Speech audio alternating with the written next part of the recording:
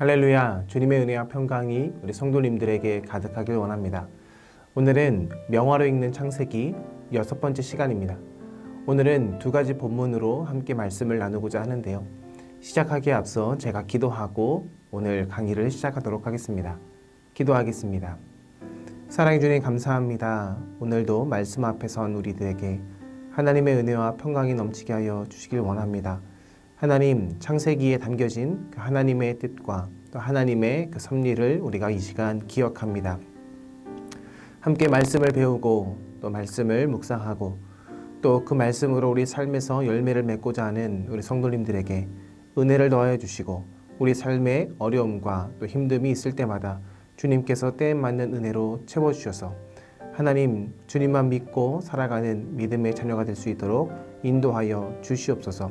시작하는 시간입니다. 마치는 시간까지 함께하여 주시고 오늘도 하나님의 은혜 안에 거하는 귀한 시간 되게 하여 주시옵소서. 예수님의 이름으로 기도드립니다. 아멘. 오늘 우리가 함께 읽을 말씀은 창세기 24장과 27장의 말씀인데요. 먼저 창세기 24장 1절에서 67절의 말씀을 우리가 함께 읽을 때에 이 말씀을 읽으면서 이삭의 그 첫 이야기가 이전의 아브라함의 그 이야기와 달라진 점이 있다면 무엇인지 한번 생각해 보면서 이 말씀을 읽어봤으면 좋겠습니다. 그럼 함께 말씀을 읽도록 하겠습니다. 아브라함이 나이가 많아 늙었고 여호와께서 그에게 범사의 복을 주셨더라. 아브라함이 자기 집 모든 소유를 맡은 늙은 종에게 이르되 청하건대 내 허벅지 밑에 내 손을 넣어라.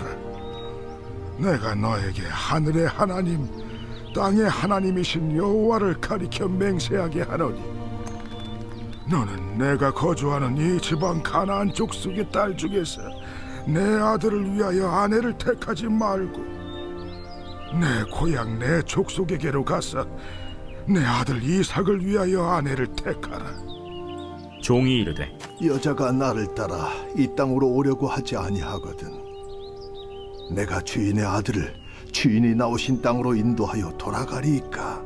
아브라함이 그에게 이르되 내 아들을 그리로 데리고 돌아가지 아니하도록 하라. 하늘의 하나님 여호와께서 너를 내 아버지의 집과 내 고향 땅에서 떠나게 하시고 내게 말씀하시며 내게 맹사하여 이르시기를 이 땅을 내 씨에게 주리라 하셨으니 그가 그 사자를 너보다 앞서 보내실지라. 네가 거기서 내 아들을 위하여 아내를 택할지니라. 만일 여자가 너를 따라오려고 하지 아니하면 나의 이 맹세가 너와 상관이 없나니 오직 내 아들을 데리고 그리로 가지 말지니라. 그 종이 이에 그의 주인 아브라함의 허벅지 아래에 손을 넣고 이 일에 대하여 그에게 맹세하였더라. 이에 종이 그 주인의 낙타 중 10匹를 끌고 떠났는데 곧 그의 주인의 모든 좋은 것을 가지고 떠나 메소보다미아로 가서 나홀의 성에 이르러 그 낙타를 성 밖 우물 곁에 꿀렸으니 저녁 때라. 여인들이 물을 기르러 나올 때였더라. 우리 주인 아브라함의 하나님 여호와여, 원하건대 오늘 나에게 순조롭게 만나게 하사 내 주인 아브라함에게 은혜를 베푸시옵소서. 성중 사람의 딸들이 물 기르러 나오겠사오니 내가 우물 곁에 서 있다가 한 소녀에게 이르기를 청하건대 너는 물동이를 기울여 나로 마시게 하라 하리니 그의 대답이 마시라. 내가 당신의 낙타에게도 마시게 하리라 하면 그는 주께서 주의 종 이삭을 위하여 정하신 자라. 이로 말미암아 주께서 내 주인에게 은혜 베푸심을 내가 알겠나이다. 말을 마치기도 전에 리브가가 물동이를 어깨에 메고 나오니 그는 아브라함의 동생 나홀의 아내 밀가의 아들 브두엘의 소생이라. 그 소녀는 보기에 심히 아리답고 지금까지 남자가 가까이 하지 아니한 처녀더라. 그가 우물로 내려가서 물을 그 물동이에 채워가지고 올라오는지라 종이 마주 달려가서 이르되 청하건대 네 물동이의 물을 내게 조금 마시게 하라. 내 주여, 마시소서. 하며 급히 그 물동이를 손에 내려 마시게 하고 마시게 하기를 다 하고 이르되 당신의 낙타를 위하여서도 물을 길어 그것들도 배불리 마시게 하리이다. 급히 물동이의 물을 구유에 붓고 다시 기르려고 우물로 달려가서 모든 낙타를 위하여 깃는지라. 그 사람이 그를 묵묵히 주목하며 여호와께서 과연 평탄한 길을 주신 여부를 알고자 하더니 낙타가 마시기를 다하매 그가 반세겔 무게의 금코걸이 한 개와 10세겔 무게의 금 손목걸이 한 쌍을 그에게 주며 내가 누구의 딸이냐? 청하건대 내게 말하라. 내 아버지의 집에 우리가 유숙할 곳이 있느냐? 나는 밀가가 나홀에게서 낳은 아들 부두엘의 딸이니이다. 우리에게 집과 사료가 족하며 유숙할 곳도 있나이다. 이에 그 사람이 머리를 숙여 여호와께 경배하고 나의 주인 아브라함의 하나님 여호와를 찬송하나이다. 나의 주인에게 주의 사랑과 성실을 그치지 아니하셨사오며 여호와께서 길에서 나를 인도하사 내 주인의 동생 집에 이르게 하셨나이다. 소녀가 달려가서 이 일을 어머니 집에 알렸더니 리브가에게 오라버니가 있어 그의 이름은 라반이라. 그가 우물로 달려가 그 사람에게 이르러 그의 누이의 코걸이와 그 손의 손목고리를 보고 또 그의 누이 리브가가 그 사람이 자기에게 이같이 말하더라 함을 듣고 그 사람에게로 나아감이라. 그때 그가 우물가 낙타 곁에 서 있더라. 라반이 이르되 여호와께 복을 받은 자여 들어오소서. 어찌 밖에 서 있나이까? 내가 방과 낙타의 처소를 준비하였나이다. 그 사람이 그 집으로 들어가매 라반이 낙타의 짐을 부리고 집과 사료를 낙타에게 주고 그 사람의 발과 그의 동행자들의 발 씻을 물을 주고 그 앞에 음식을 베푸니 그 사람이 이르되 내가 내 이 일을 진술하기 전에는 먹지 아니하겠나이다. 말하소서. 나는 아브라함의 종이니이다. 여호와께서 나의 주인에게 크게 복을 주시어 창성하게 하시되 소와 양과 은금과 종들과 낙타와 나귀를 그에게 주셨고 나의 주인의 아내 사라가 노년에 나의 주인에게 아들을 낳으매 주인이 그의 모든 소유를 그 아들에게 주었나이다. 나의 주인이 나에게 맹세하게 하여 이르되 너는 내 아들을 위하여 내가 사는 땅 가나안 족속의 딸들 중에서 아내를 택하지 말고 내 아버지의 집 내 족속에게로 가서 내 아들을 위하여 아내를 택하라 하시기로 내가 내 주인에게 여쭈되 혹 여자가 나를 따르지 아니하면 어찌하리이까 한즉 주인이 내게 이르되 내가 섬기는 여호와께서 그의 사자를 너와 함께 보내어 내게 평탄한 길을 주시리니 너는 내 족속 중 내 아버지 집에서 내 아들을 위하여 아내를 택할 것이니라.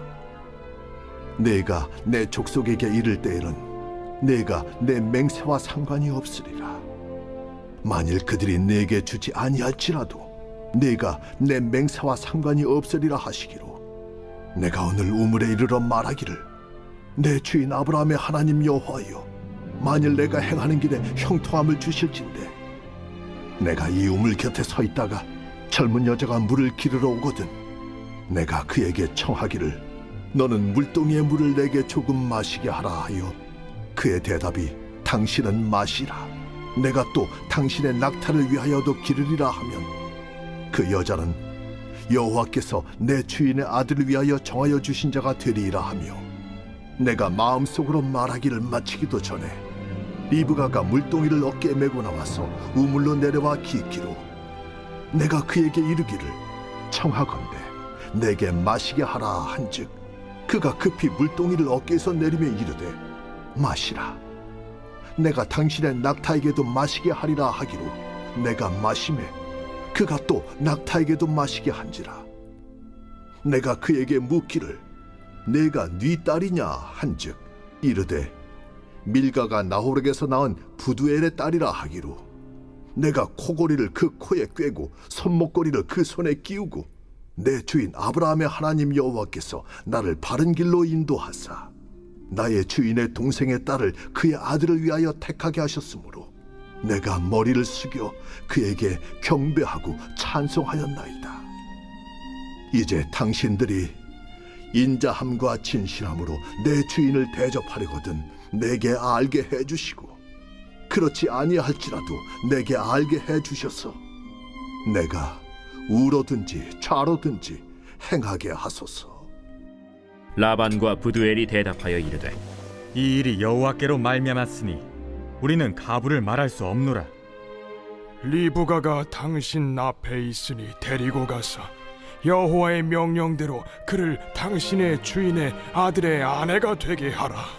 아브라함의 종이 그들의 말을 듣고 땅에 엎드려 여호와께 절하고 은금 패물과 의복을 꺼내어 리브가에게 주고 그의 오라버니와 어머니에게도 보물을 주니라. 이에 그들 곧 종과 동행자들이 먹고 마시고 유숙하고 아침에 일어나서 나를 보내어 내 주인에게로 돌아가게 하소서. 리브가의 오라버니와 그의 어머니가 이르되 이 아이로 하여금 며칠 또는 열흘을 우리와 함께 머물게 하라. 그 후에 그가 갈 것이니라. 나를 만류하지 마소서. 여호와께서 내게 형통한 길을 주셨으니 나를 보내어 내 주인에게로 돌아가게 하소서. 우리가 소녀를 불러 그에게 물으리라. 리브가를 불러 그에게 이르되 내가 이 사람과 함께 가려느냐? 가겠나이다. 그들이 그 누이 리브가와 그의 유모와 아브라함의 종과 그 동행자들을 보내며 리브가에게 축복하여 이르되 우리 누이여, 너는 천만인의 어머니가 될지어다. 내 씨로 그 원수의 성문을 얻게 할지어다. 리브가가 일어나 여자 종들과 함께 낙타를 타고 그 사람을 따라가니 그 종이 리브가를 데리고 가니라. 그때 이삭이 브엘라헤로이에서 왔으니 그가 네게브 지역에 거주하였습니다. 이삭이 저물 때 들에 나가 묵상하다가 눈을 들어보매 낙타들이 오는지라. 리브가가 눈을 들어 이삭을 바라보고 낙타에서 내려 종에게 말하되 들에서 배회하다가 우리에게로 마주오는 자가 누구냐? 이는 내 주인이니이다. 리브가가 너울을 가지고 자기의 얼굴을 가리더라. 종이 그 행한 일을 다 이삭에게 아뢰매 이삭이 리브가를 인도하여 그의 어머니 사라의 장막으로 들이고 그를 맞이하여 아내로 삼고 사랑하였으니 이삭이 그의 어머니를 장례한 후에 위로를 얻었더라. 아멘. 앞에 보이는 이 그림은 마르크 샤갈의 그림입니다. 그 작품명은 엘리에셀과 리브가인데요. 그런데 이 작품에 보면 두 명의 인물이 아닌 세 명의 인물이 나옵니다. 이 작품을 먼저 살펴볼 때에 이 그림에 나오는 사람이 누구라고 생각되는지 생각하면서 이 작품을 먼저 살펴봤으면 좋겠습니다.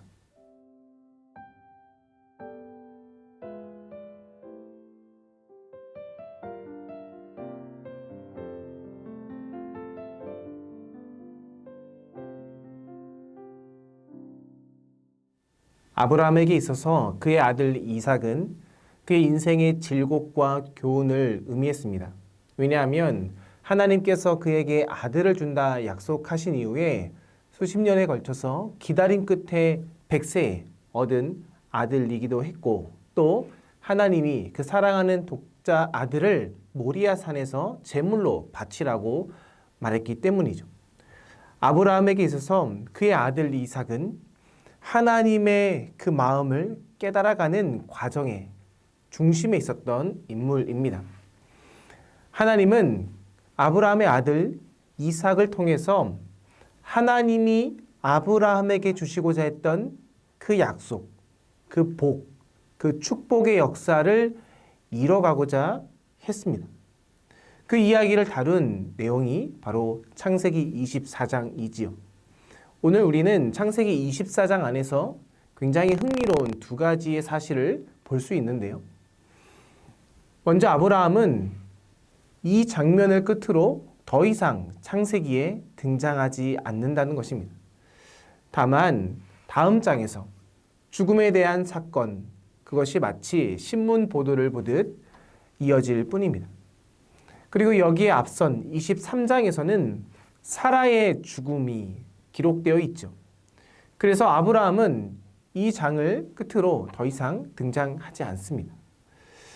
질풍노도와 같은 그 약속의 그 언약을 받고 성취했던 그 아브라함 그리고 그의 아내 사레의 이야기가 이제는 끝나게 되고 이제는 그의 아들, 그 약속의 계승자인 이삭의 이야기가 본격적으로 시작되는 내용이 바로 오늘 우리가 읽은 본문입니다. 흥미로운 점은 24장에서 하나님의 개입이 1절에 기록된 것 이후에 그 어디에도 뚜렷하게 드러나 있지 않다라는 것입니다. 하나님께서 아브라함에게 복을 주시고 그 복이 그의 아들 이삭을 통해서 계속 계승되어야 되는 것을 우리가 지켜봐야 하는데요. 하지만 하나님이 직접적으로 등장하지 않는 것을 우리는 24장의 본문을 통해서 알 수 있습니다. 하지만 그 본문을 따라 내려읽다 보면은 그 본문 안에 나오는 등장인물들의 말과 행동들 가운데 하나님의 개입이 굉장히 은밀하게 스며들어 있다는 것을 우리는 알 수 있습니다. 먼저 아브라함은 본문에 구체적으로 이름이 나오지 않습니다. 문맥상으로 엘리에셀이라고 추측할 수 있는 그 종에게 며느리감을 알아보라고 명령하는 데 그칩니다. 한번 3절과 4절의 말씀을 먼저 볼까요? 3절에 이렇게 나옵니다. 내가 너에게 하늘의 하나님, 땅의 하나님이신 여호와를 가리켜 맹세하게 하노니 너는 내가 거주하는 이 지방 가나안 족속의 딸 중에서 내 아들을 위하여 아내를 택하지 말고 내 고향, 내 족속에게로 가서 내 아들 이삭을 위하여 아내를 택하라. 이어지는 12절에서 14절의 내용을 보면 아브라함의 종이 리브가를 만나는 그 장면에서도 종은 철저하게 하나님의 뜻을 의지하는 모습을 우리는 볼 수 있습니다. 그 종이 그가 했던 그 기도가 이루어지는 것을 보고 26절에서 27절에 이렇게 찬송하죠. 26절에 이렇게 나옵니다. 이에 그 사람이 머리를 숙여 여호와께 경배하고 이르되 나의 주인 아브라함의 하나님 여호와를 찬송하나이다. 나의 주인에게 주의 사랑과 성실을 그치지 아니하셨사오며 여호와께서 길에서 나를 인도하사 내 주인의 동생 집에 이르게 하셨나이다 하니라. 그리고 48절과 49절에서는 리브가의 아버지인 부두엘과 오빠인 라반 앞에서 하나님이 자신을 이끌어서 이곳에 왔다라고 말하죠. 이 말을 들은 부두엘과 라반도 50절에서 그 사실을 인정하게 됩니다. 하지만요, 이 이야기의 전체를 바라보면 하나님이 직접 개입하고 있지 않음을 우리는 알 수 있습니다.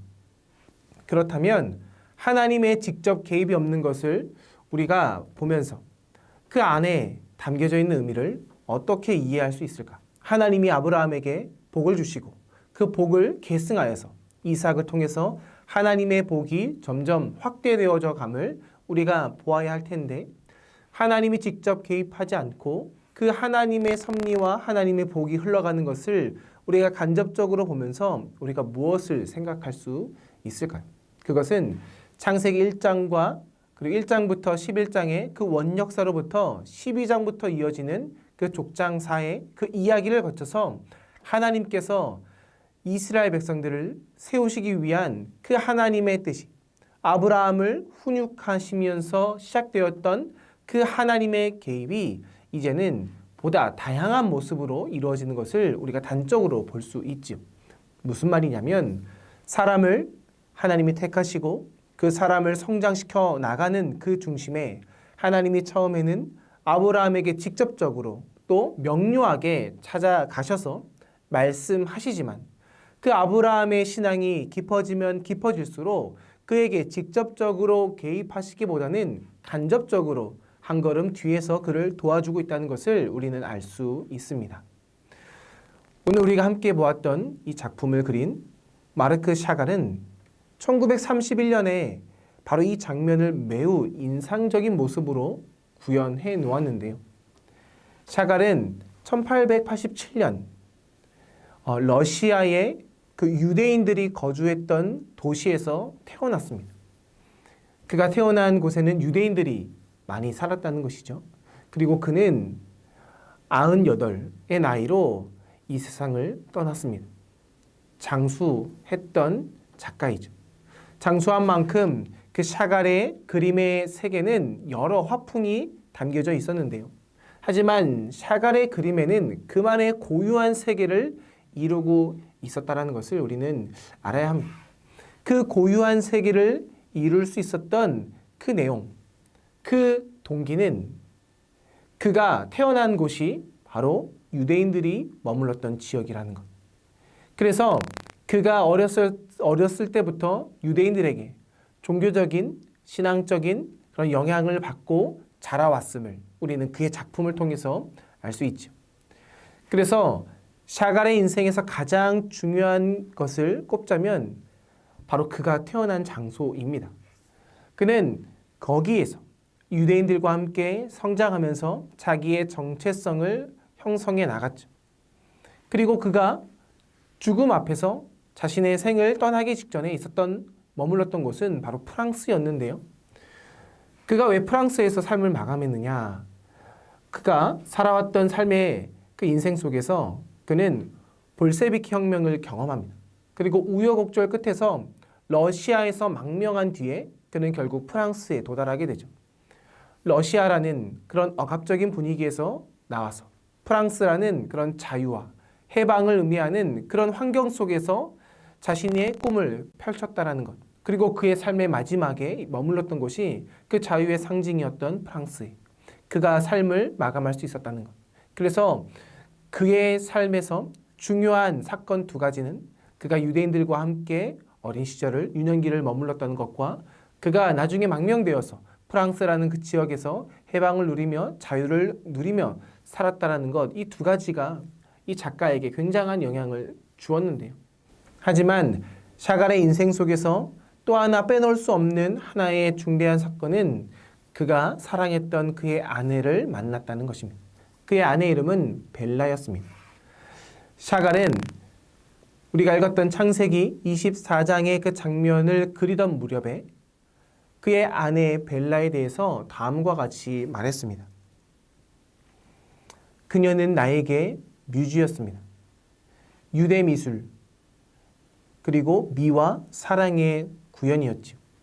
그녀가 아니었다면 내 그림들은 지금과 같지 않았을 겁니다. 라고 말합니다. 샤갈이 그림을 그렸을 때 그의 아내인 벨라가 이제는 됐다라고 할 때까지 그는 그림을 완성하지 않았습니다. 샤갈은 소심한 성격이었고 내성적인 사람이었습니다. 그런 샤갈에게 벨라는 자신의 이상적인 존재였던 것이죠. 그래서 벨라와 결혼했을 1917년 이후에 그 샤갈의 그림은 상당한 변화를 겪게 됩니다. 그의 그림에는 벨라가 빠지지 않는 그림의 소재가 되었던 것이죠. 또한 샤갈의 그 예술 인생에 있어서 없어서는 안 되는 것, 그것은 바로 말씀, 성경이었습니다. 샤갈은 그가 그림을 그리면서 특별히 창세기 24장의 그림을 그리던 무렵에 성경에 대해서, 말씀에 대해서 이렇게 말했는데요. 나는 아주 어린 시절부터 늘 성경에 사로잡혀 있었네. 성경은 언제나 오늘날에도 여전히 나에게 모든 시대의 가장 위대한 원천이네 라고 말합니다. 그리고 나서 샤갈은 1931년부터 34년의 그 3년의 여정 동안 집중적으로 구약성경의 이야기를 그렸습니다. 그가 구약성경을 잘 묘사하기 위해서, 그런 구체적인 실체를 그림 안에 부여하기 위해서 그는 이 무렵에 팔레스타인 여행까지 가서 그 그림을 그릴 정도로 그 열정이 대단했습니다. 오늘 우리가 살펴본 이 본문 그리고 이 그림, 이들 가운데는 두 가지 특징이 나옵니다. 샤갈은요, 종이 위에서 불투명 수채 물감인 구아슈로 그린 이 그림에서 흥미롭게도 물동이를 하고 있는 그 여인 벨라를 그렸습니다. 이 그림에 보면 낙타를 탄 한 여인이 보이는데요. 이 여인이 바로 리브가입니다. 이삭에게 떠나기 위해서 낙타를 탄 리브가이죠. 근데 그 리브가의 모습을 보면은 굉장히 을씨년스럽게 그려져 있고, 리브가가 주인공이 아니라 리브가는 그림의 배경처럼 뒤에 그려져 있습니다. 표면적으로 보자면 가운데 있는 엘리에셀, 그 엘리에셀을 중심으로 이 그림의 앞뒤에 두 명의 사람이 등장한다는 것을 우리는 알 수 있죠.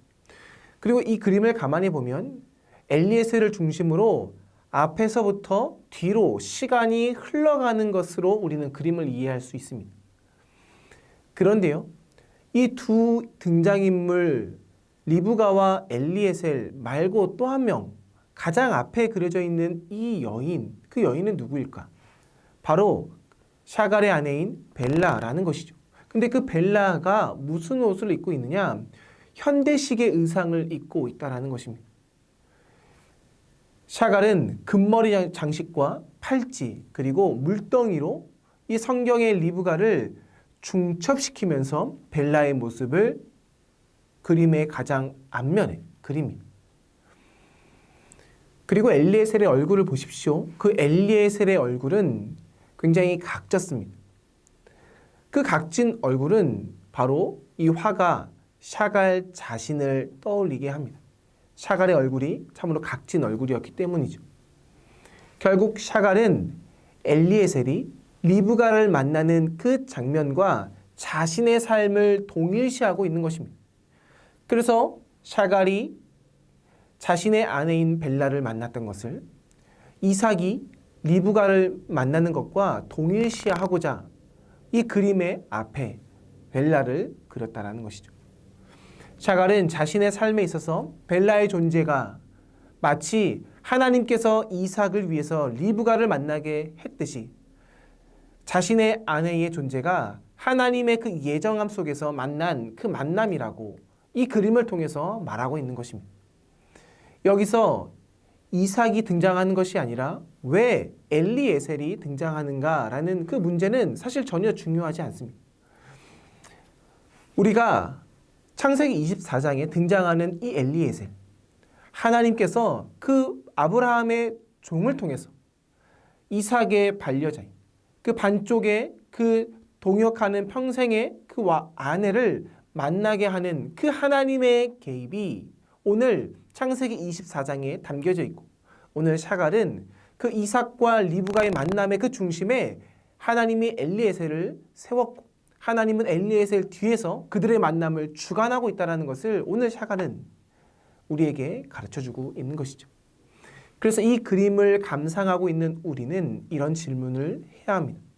이삭에게 리브가가 있었다면, 샤갈에게 벨라가 있었다면, 오늘 나에게는 하나님께서 만나게 하는 그 나의 영원한 동역자가 누구인가? 우리는 이것을 생각해야 합니다. 하나님은 아브라함의 종을 통해서 이삭과 리브가를 만나게 하셨습니다. 이삭의 반려자였던 리브가는 하나님의 복 중에 복이었다라는 것이죠. 하나님의 복의 계승은 그의 영원한 동역자인 리브가를 통해서 이삭과 리브가가 한 가정을 이룸을 통해서 하나님의 복이 계승되고 있음을 우리는 알 수 있습니다. 그러나 하나님의 계획은 눈에 보이게 역사하는 것이 아니라 눈에 보이지 않게 역사하고 있다는 것이죠. 왜냐하면 그들의 신앙이 점점 깊어지고 넓어지고 있었기 때문입니다. 우리의 신앙도 동일합니다. 하나님께서 우리의 신앙이 성장하면 성장할수록 하나님은 우리의 삶 속에서도 눈에 보이지 않게 역사하시는 하나님이십니다.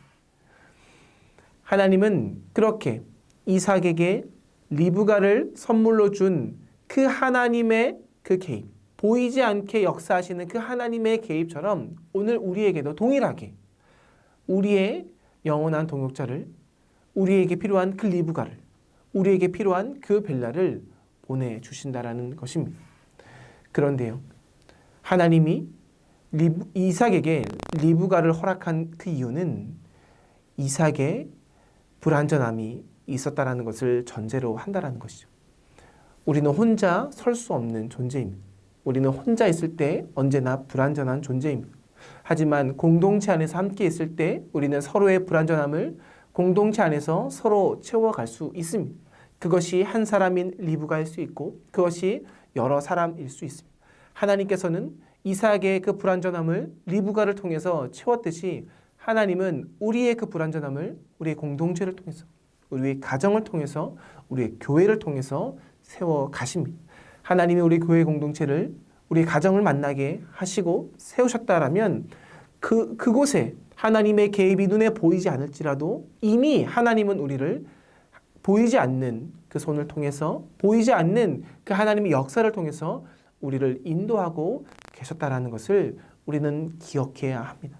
오늘 이 작품을 통해서 창세기 24장을 통해서 우리가 기억해야 될 것은 하나님은 오늘도 보이지 않는 그분의 섭리 가운데 우리에게 엘리에셀을 보내시고 또 리브가를 만나게 해주신다라는 것입니다. 이어서 창세기 27장의 말씀을 함께 나누도록 하겠습니다. 창세기 27장 1절에서 45절의 말씀을 읽을 때에 우리가 리브가와 그 야곱의 행동을 집중하면서 그들이 했던 그 선택들, 그들의 행동을 한번 생각해 보며 이해해 봤으면 좋겠습니다. 우리가 먼저 말씀, 창세기 27장의 말씀을 함께 읽도록 하겠습니다. 제27장. 이삭이 나이가 많아 눈이 어두워 잘 보지 못하더니 맏아들 에서를 불러 이르되 내 아들아, 내가 여기 있나이다. 내가 이제 늙어 어느 날 죽을는지 알지 못하니 그런즉 내 기구 곧 화살통과 활을 가지고 들에 가서 나를 위하여 사냥하여 내가 즐기는 별미를 만들어 내게로 가져와서 먹게 하여 내가 죽기 전에 내 마음껏 내게 축복하게 하라. 이삭이 그의 아들 에서에게 말할 때 리브가가 들었더니 에서가 사냥하여 오려고 들로 나가매 리브가가 그의 아들 야곱에게 말하여 이르되 내 아버지가 내 형 에서에게 말씀하시는 것을 내가 들으니 이르시기를 나를 위하여 사냥하여 가져다가 별미를 만들어 내가 먹게 하여 죽기 전에 여호와 앞에서 내게 축복하게 하라 하셨으니 그런즉 내 아들아, 내 말을 따라 내가 내게 명하는 대로 염소떼에 가서 거기서 좋은 염소 새끼 2마리를 내게로 가져오면 내가 그것으로 내 아버지를 위하여 그가 즐기시는 별미를 만들리니 내가 그것을 내 아버지께 가져다 드려서 그가 죽기 전에 내게 축복하기 위하여 잡수시게 하라.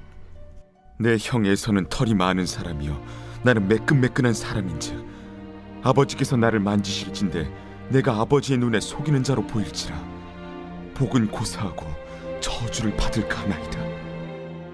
내 아들아, 너의 저주는 내게로 돌리리니 내 말만 따르고 가서 가져오라. 그가 가서 끌어다가 어머니에게로 가져왔더니 그의 어머니가 그의 아버지가 즐기는 별미를 만들었더라. 리브가가 집안 자기에게 있는 그의 맏아들 에서의 좋은 의복을 가져다가 그의 작은 아들 야곱에게 입히고 또 염소 새끼의 가죽을 그의 손과 목에 매끈매끈한 곳에 입히고 자기가 만든 별미와 떡을 자기 아들 야곱의 손에 주니 야곱이 아버지에게 나아가서 내 아버지여, 내가 여기 있노라. 내 아들아, 네가 누구냐? 야곱이 아버지에게 대답하되 나는 아버지의 맏아들 에서로소이다. 아버지께서 내게 명하신 대로 내가 하였사오니 원하건대 일어나 앉아서 내가 사냥한 고기를 잡수시고 아버지 마음껏 내게 축복하소서. 내 아들아, 내가 어떻게 이같이 속히 잡았느냐? 아버지의 하나님 여호와께서 나로 순조롭게 만나게 하셨음이니이다.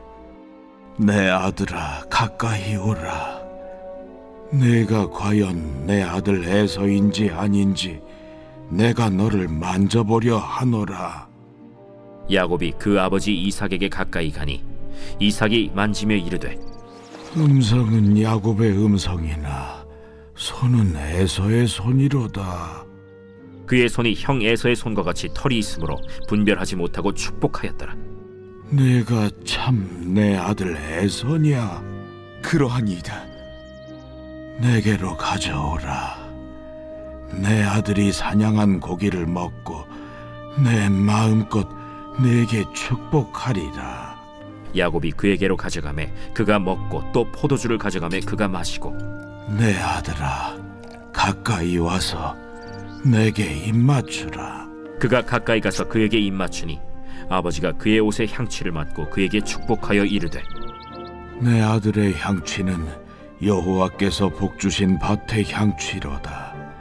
하나님은 하늘의 이슬과 땅의 기름짐이며 풍성한 곡식과 포도주를 내게 주시기를 원하노라. 만민이 너를 섬기고 열국이 내게 굴복하리니 내가 형제들의 주가 되고 내 어머니의 아들들이 내게 굴복하며 너를 저주하는 자는 저주를 받고 너를 축복하는 자는 복을 받기를 원하노라. 이삭이 야곱에게 축복하기를 마치매 야곱이 그의 아버지 이삭 앞에서 나가자 곧 그의 형 에서가 사냥하여 돌아온지라. 그가 별미를 만들어 아버지에게로 가지고 가서 이르되 아버지여, 일어나서 아들이 사냥한 고기를 잡수시고 마음껏 내게 축복하소서. 너는 누구냐? 나는 아버지의 아들, 곧 아버지의 맏아들 에서로 소이다. 이삭이 심히 크게 떨며 이르되 그러면 사냥한 고기를 내게 가져온 자가 누구냐? 내가 오기 전에 내가 다 먹고 그를 위하여 축복하였은즉 그가 반드시 복을 받을 것이니라. 에서가 그의 아버지의 말을 듣고 소리질러 슬피 울며 아버지에게 이르되 내 아버지여, 내게 축복하소서. 내게도 그리하소서. 내 아우가 와서 속여 내 복을 빼앗았도다. 그의 이름을 야곱이라 함이 합당하지 아니하니이까. 그가 나를 속임이 이것이 두 번째니이다. 전에는 나의 장자의 명분을 빼앗고 이제는 내 복을 빼앗았나이다. 아버지께서 나를 위하여 빌 복을 남기지 아니하셨나이까. 내가 그를 너의 주로 세우고 그의 모든 형제를 내가 그에게 종으로 주었으며 곡식과 포도주를 그에게 주었으니 내 아들아, 내가 네게 무엇을 할 수 있으랴? 내 아버지여, 아버지가 빌 복이 이 하나뿐이리이까. 내 아버지여, 내게 축복하소서. 내게도 그리하소서. 하고 소리를 높여 우니 그 아버지 이삭이 그에게 대답하여 이르되 내 주소는 땅의 기름짐에서 멀고 내리는 하늘 이슬에서 멀 것이며 너는 칼을 믿고 생활하겠고 내 아우를 섬길 것이며 네가 매임을 벗을 때에는 그 멍에를 네 목에서 떨쳐버리리라. 그의 아버지가 야곱에게 축복한 그 축복으로 말미암아 에서가 야곱을 미워하여 심중에 이르기를 아버지를 곡할 때가 가까웠은즉 내가 내 아우 야곱을 죽이리라. 맏아들 에서의 이 말이 리브가에게 들리매 이에 사람을 보내어 작은 아들 야곱을 불러 내 형 에서가 너를 죽여 그 한을 풀려하니 내 아들아, 내 말을 따라 일어나 하란으로 가서 내 오라버니 라반에게로 피신하여 내 형의 노가 풀리기까지 몇 날 동안 그와 함께 거주하라. 내 형의 분노가 풀려 내가 자기에게 행한 것을 잊어버리거든 내가 곧 사람을 보내어 너를 거기서 불러오리라. 어찌 하루에 너희 둘을 이루랴. 리브가가 이삭에게 이르되 내가 햇사람의 딸들로 말미암아 내 삶이 싫어졌거늘 야곱이 만일 이 땅의 딸들 곧 그들과 같은 햇사람의 딸들 중에서 아내를 맞이하며 내 삶이 내게 무슨 재미가 있으리까. 아멘. 눈에 보이는 아멘, 아멘, 아멘. 앞에 보이는 이 작품은 지오토 디 본노네의 야곱을 축복하는 이삭이라는 작품입니다. 13세기 무렵에 이 작품이 그려졌는데요. 우리가 하나의 그림을 더 보도록 하겠습니다. 두 번째 보는 이 그림은 동일한 작가의 그림인데요. 이 제목은 에서를 거부하는 이삭이라는 작품입니다. 우리가 이 두 그림을 볼 때에 이 그림에서 나오는 그 인물들을 한번 살펴봤으면 좋겠습니다. 두 그림에 나오는 인물들이 누구인지 한번 생각해보고 또 그들의 그 표정을 살펴보았으면 좋겠습니다. 과연 작가가 어떠한 심리를 묘사하면서 그들의 표정을 그렸을지 한번 생각해 보면서 두 작품을 잠시 살펴보도록 하겠습니다.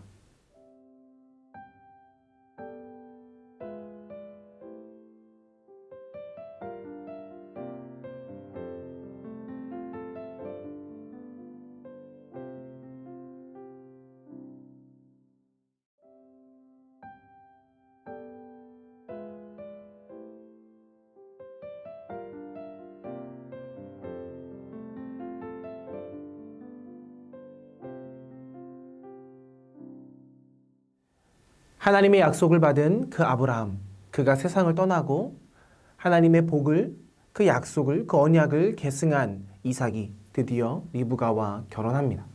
그리고 이 두 부부는 쌍둥이를 낳죠. 형 에서와 동생 야곱입니다. 둘이 태어나는 그 이야기 속에서 이 둘의 운명이 이미 결정되듯이 창세기는 그들의 태어나는 그 내용을 기록하고 있죠. 리브가는 쌍둥이 가운데 형이 동생을 섬기게 될 것이라는 예언을 듣습니다. 이렇게 태어난 쌍둥이 형 에서는 맏아들이기에 아버지의 신임을 얻죠. 하지만 둘째 야곱은 어머니 리브가의 사랑을 독차지합니다. 흥미롭게도 우리는 아담과 하와의 이야기처럼 이 이야기에서 다시금 맏아들이 대를 잇지 못하는 그 사건, 그 이야기의 전개를 우리가 볼 수 있습니다.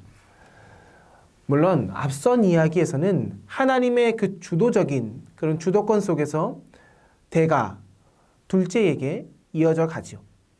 하지만 오늘 우리가 읽은 이 창세기 27장의 본문에서는 둘째에게 장자권이 넘어가는 그 중심에 하나님의 주도권보다 어머니의 주도권이 훨씬 더 많이 개입되어 있음을 우리는 볼 수 있습니다.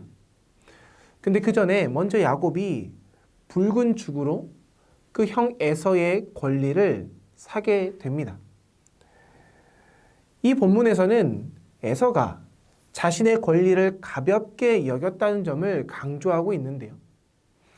그 대신에 우리는 야곱의 비윤리적인 행동을 그 행간 속에서 또한 읽어내야 합니다. 야곱의 행동에 대해서는 아무런 판단 없이 창세기 저자가 그 내용을 서술하고 있기 때문이죠. 더불어서 이 이야기는 오늘 우리가 읽은 창세기 27장으로 본문이 이어져 가는데요. 이삭과 리브가가 에서가 아버지 이삭에게 받은 그 축복을 미리 내다보게 하는 그 내용이 기록되어 있습니다. 앞서 본 창세기 25장에 야곱은 죽으로 맏아들의 권리를 삽니다. 그 권리를 히브리어에서는 부코라라고 하는데요. 근데 27장에 이삭이 받아야 될 그 축복의 그 히브리어는 브라카입니다. 이 두 언어, 권리와 축복, 부코라와 브라카 비슷하지 않습니까? 자음의 구성의 순서만 다소 다릅니다. 그래서 우리는 이 권리와 이 축복, 이 두 낱말 사이에 가정의 차원과 종교적인 차원의 그 문제가 그들 안에 있음을 우리는 알 수 있습니다. 권리를 오용했던 마지와 그리고 그것을 빼앗았던 둘째, 그 사이에서 하나님의 축복이 어디로 흘러가는지 우리가 잘 살펴보면 가정의 불화 속에서도 하나님의 그 약속, 종교적인 차원에서 그 언약은 어디로 흘러가게 되는지, 하나님께서 마지에게 주어야 될 그 축복이 둘째에게 흘러가게 되면서 우리가 예상하지 못한 그 방향으로 이 모든 이야기가 전개돼 나아가는데요. 오늘날 우리에게는 이것이 너무나 자연스럽게 여겨지지만 이 문제는 고대 근동 사회에서는 사실 받아들이기 힘든 문제였습니다. 둘째가 축복을 받는다는 것, 그것은 참으로 당시의 사람들에게는 받아들이기 힘든 일이었죠. 하지만 둘째가 그 축복을 받았다라는 것, 그리고 그 사건의 중심에 사람의 그 계략이 개입되어 있다라는 것. 우리가 이것을 통해서 오늘 본문의 내용과 오늘 그림의 내용을 한번 살펴보았으면 좋겠습니다. 창세기 27장을 배경으로 두 작품을 그린 지오토는 하나의 장면은 털옷을 입은 야곱이 이삭에게 축복을 받는 장면으로, 또 다른 하나는 뒤늦게 온 에서가 축복을 거절당하는 장면으로 두 작품을 그립니다. 지오토는 1290년부터 1295년 그 사이에 이 작품을 그렸는데요. 이 작품 속에 사람의 그 심리를 사실적으로 묘사하려고 애썼습니다. 왜냐하면 그의 스승인 치마부에가 그런 입체적인 그림 속에 사람의 심리를 묘사하고자 애썼던 사람이었기 때문이죠. 그래서 오늘 지오토는 그 스승의 배움 아래 그림 안에서 사람의 그 내면의 그 심리를 더 사실적이고 더 현실적으로 그리고자 노력했습니다. 그래서 오늘 우리가 보는 작품 속에는 그런 사람의 마음에 있는 그런 심리가 잘 묘사되어 있는데요. 먼저 우리가 살펴볼 이 첫 번째 작품, 야곱이 축복을 받는 작품입니다. 이 그림을 가만히 보시면 이삭의 눈이 어두워졌음을 그의 감은 눈으로 표현했습니다. 그리고 성경에 나오진 않지만 그의 기력이 다해가는 그 이삭의 모습, 그것을 어떻게 묘사했냐면 이삭이 어떤 여인의 부축을 받아서 겨우 앉아있는 것으로 나타냈습니다. 야곱은 본문에 나와 있는 대로 손과 그 손목에 동물의 가죽을 두르고 있죠. 그리고 오른손은 이삭에게 내밀고 있습니다. 왼손에는 염소 요리를 들고 있습니다.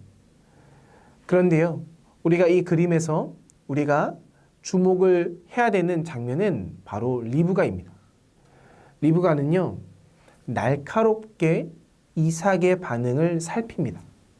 자신이 꾸민 이 모든 일이 들통이 나면 어쩌나 하는 마음으로 그 불안감 속에서 조심스럽게 오른손으로 휘장을 움켜쥔 모습을 그려내고 있죠. 이 동작 하나로 리브가가 얼마나 복잡한 마음으로 지금 이 자리에 있는지 잘 드러내고 있습니다. 이에 비해서 야곱의 표정은 다소 움츠러들어 있는 것을 우리가 알 수 있는데요. 그것은 거짓말에 대한 그 부담감을 나타내고 있는 것입니다.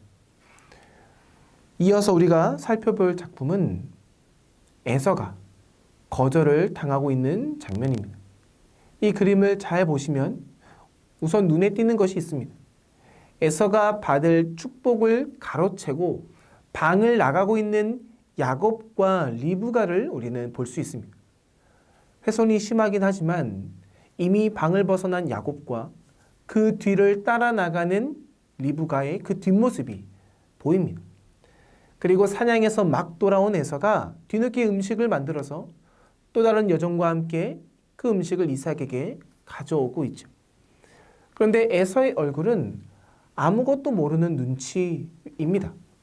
야곱이 속인 것을 알게 된 뒤에 이삭은 이미 야곱을 축복했기 때문에 이제는 에서를 축복할 수 없다고 설명하고 있는 듯한 내용이 그림이 여기 묘사가 되죠. 결과적으로 우리가 잘 알듯이 에서는 이후에 동생을 섬기는 존재로 살아가게 됩니다. 앞에서 말했듯이 고대 근동 사회에서는 모든 장자권이 형에게 가야 하는 것이 맞습니다. 그런데요, 이 축복권이 만약에 한 번 넘어가게 된다면, 그 축복권이 한 번 동생에게 또 다른 누군가에게 흘러가게 된다면 이것이 다시 돌아오는 것 또한 그럴 수 없다라는 것을 그들은 너무나 잘 알았습니다. 변경될 수 없는 것, 그것을 당시의 고대 근동 사회의 모든 사람들은 이미 이해하고 있었다라는 것이죠. 그래서 이삭의 오른손을 잘 보면 에서의 간청을 거부하는 뜻을 전하고 있는 것을 우리는 알 수 있습니다. 이 사건을 계기로 우리가 잘 알듯이 두 형제 간의 사이의 갈등은 더욱 심화돼 나갑니다. 그래서 야곱은 그 성난 에서를 피하기 위해서 외삼촌이 있는 paddan 아람으로 도피하죠. 그리고 이 도피 생활은 나중에 출애굽의 그 직접적인 배경이 되는 그 이스라엘의 12지파의 기원으로 발전하게 됩니다. 여기서 우리가 주목해야 될 것은 야곱과 리브가의 그런 음모가 어떻게 수용될 수 있었을까입니다. 사실 그림에서도 엿볼 수 있듯이 야곱과 리브가는 이삭의 축복을 가로채는 그 순간 매우 노심초사하고 있는 것을 우리는 볼 수 있습니다. 그리고 아마 야곱과 리브가는 평생 이것을 짐으로 여기며 살아갔을 겁니다. 실제로 세월이 흐른 뒤에 야곱은 형 에서를 다시 만나기 전에 매우 두려워했다라고 합니다. 그리고 걱정을 했죠. 그런데요, 우리가 기억해야 될 것은 이런 인간의 노력들이 성취되었다라는 것을 우리가 성경 안에서 보면서 사람이 하나님의 계획을, 하나님의 섭리를 거부하고 거절할 수 있다라고 생각하면 안 됩니다. 오히려 이 모든 내용, 이 모든 일말 그 중심 속에 하나님이 처음부터 계획하셨고 그 하나님의 처음 계획 안에서 이 모든 것이 흘러가고 있다는 것을 우리는 눈치채야 합니다. 사람들이 어떤 생각을 하고 어떤 판단을 하고 어떤 행동을 하던 간에 하나님의 계획은 그런 사람의 계획과 그 모략 속에서 무너지지 않는다라는 것입니다. 이것이 바로 오늘 우리가 기억해야 되는 것입니다. 성경에서 거듭해서 배울 수 있는 진리라는 것이죠. 하나님의 계획은 사람의 힘으로 무너지지 않습니다. 오늘 창세기 27장뿐만이 아니라 창세기 모든 이야기가 그렇습니다. 아브라함을 부르시고 그 아브라함이 하나님의 언약을 성취해가는 그 모든 과정 속에서 하나님의 계획은, 하나님의 섭리는 단 한 번도 흐트러진 적이 없습니다. 성급한 판단에 의해서 음모를 저질렀던 그 야곱과 리브가, 그들은 그들의 음모 속에 평생 걱정이라는 짐을 가지고 살았습니다. 그들의 음모 속에서 그들은 그런 죄의 대가를 치렀습니다. 하지만 그가 축복을 받았던 것은 그들의 음모 때문이 아니라는 것을 우리는 알아야 합니다. 우리가 그래서 기억해야 될 것이 있습니다. 하나님의 계획을 내가 손으로 끌어와서 나의 것으로 만들기 위해서 애쓰는 것보다 더 중요한 것은 무엇이냐면 그런 음모를, 그런 나의 힘을, 나의 열정을 나의 삶에서 펼치기 전에 하나님의 섭리가 나의 모든 노력보다 더 크다는 것을 우리는 기억해야 합니다. 그렇다면 우리는 어떤 신앙의 태도를 보이며 우리 삶을 살아가야 될까요? 그것은 지금 나에게 주어진 우리 삶의 모든 환경과 상황 속에서 하나님이 여전히 개입하고 하나님의 인도 아래 모든 우리의 삶이 하나님의 뜻 안에서 이루어져 가고 있다는 것을 우리는 믿어야 합니다. 그 믿음 속에서 우리가 삶을 살아갈 때에 우리가 해야 될 것과 하지 말아야 될 것이 있습니다. 먼저 하지 말아야 될 것은 나와 다른 누군가를 서로 비교해서는 안 됩니다. 그럼 우리는 무엇을 해야 될까요? 우리가 해야 될 것은 하나님이 어제의 나보다 오늘의 내가 더욱더 하나님의 뜻에 합당하게 살아가길 원하신다라는 것입니다.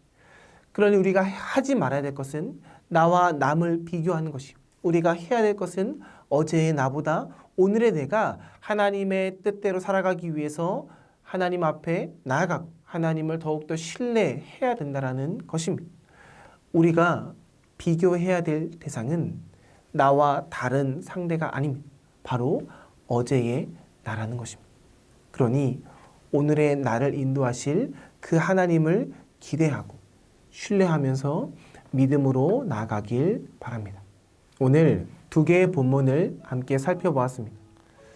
이삭과 리브가의 그 만남을 허락하시는 그 하나님, 하지만 보이지 않는 방식으로 그들에게 서로의 만남을 허락하신 그 하나님, 오늘 우리의 삶에도 하나님은 리브가와 같은 존재를 만나게 하신다는 것을 기억하였으면 좋겠습니다. 또한 야곱과 리브가가 그들의 노력으로 하나님의 섭리를 자신의 것으로 만들고자 했으나 사실은 이 모든 것이 하나님의 계획 아래 있었다는 것. 그러니 우리는 그 하나님의 계획을 신뢰하고 더욱더 하나님을 의지하며 살아가는 것이 인생의 참 정답이라는 것을 우리가 함께 살펴보았습니다. 오늘의 본문을 기억하면서 우리의 믿음이 이와 같이 한층 더 성숙한 믿음의 자리로 나아가는 우리 신강교회 성도님들 되길 바랍니다. 제가 기도하고 마치도록 하겠습니다. 사랑해 주님 감사합니다. 오늘 또 두 본문을 통해서 하나님의 사랑, 하나님의 계획, 하나님의 섭리를 보게 됩니다.